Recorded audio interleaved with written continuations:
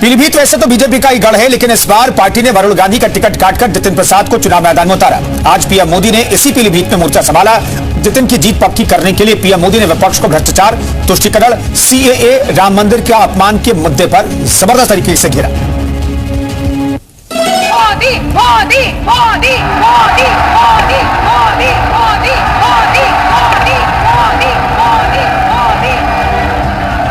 जिस शक्ति के आगे हम शीश झुकाते हैं, उस शक्ति को उखाड़ फेंकने की बात ये कांग्रेस के नेता कर रहे हैं। कुछ करीब फेंककर उनका आशीष प्राप्त करें। तालियों की गड़गड़ाहट रुकनी नहीं चाहिए। आदि गंगा के नाम से मशहूर गोमती नदी के उद्गम स्थल और माता यशवंतरी देवी की धरती पीलीभीत में पीएम मोदी ने विपक्ष के खिलाफ एक बार फिर हुंकार भरी। भारत माता की। चैत्र नवरात्र का पहला दिन था और पिछले 10 साल के दौरान पीलीभीत में पीएम मोदी का पहला दौरा। लिहाजा मौके की नजाकत को देखते हुए पीएम मोदी ने कांग्रेस के पूर्व अध्यक्ष राहुल गांधी के शक्ति वाले बयान को फिर से जनता के बीच उछाला और कांग्रेस पर शक्ति स्वरूपा के अपमान का आरोप लगाया।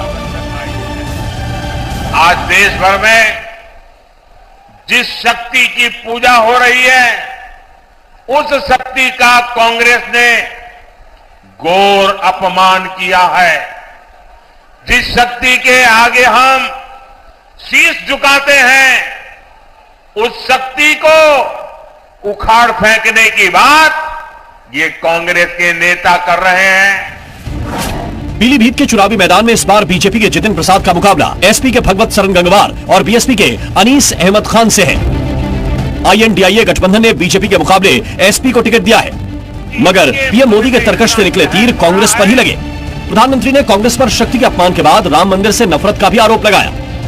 भाइयों बहनों, मैं अभी भी समझ नहीं पाता हूं कि इनके मन में इतना जहर भरा है कि उनकी पार्टी से जो प्रतिष्ठा में गए, प्राण प्रतिष्ठा में जो लोग गए, उनको 6 साल के लिए पार्टी से निकाल दिया।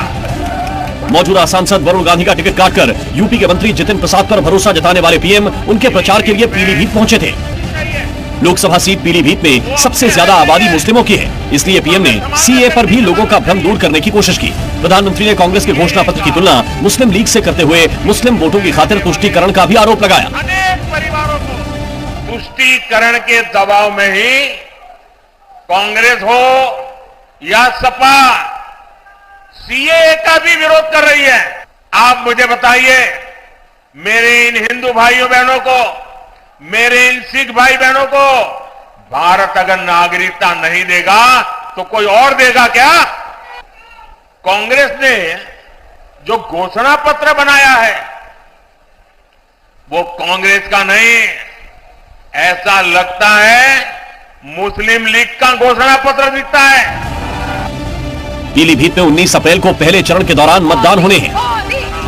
पीलीभीत का इतिहास देखते हुए मुकाबला एक तरफा जरूर लग रहा है, लेकिन लोकसभा चुनाव में 400 का लक्ष्य हासिल करने के लिए बीजेपी किसी भी सीट पर रिस्क लेने के मूड में नहीं है। ब्यूरो रिपोर्ट, जी मीडिया।